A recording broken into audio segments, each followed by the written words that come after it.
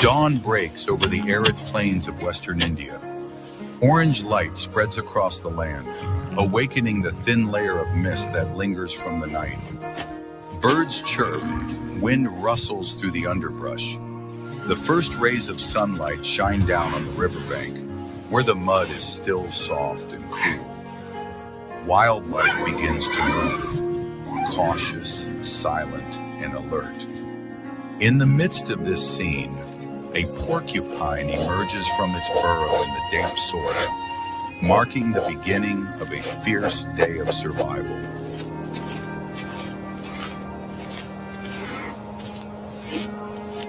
Its entire body is covered with thousands of stiff, sharp, needle-like quills, a natural armor that makes most predators wary. But today, an unyielding one will appear. We will witness a surprise attack from a cold-blooded killer, the Cobra.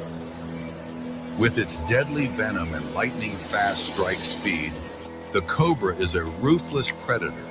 It doesn't just hunt, it defends its territory. But today it faces a fearless opponent, a porcupine, a battle for survival between venom and spines. The battle is about to begin.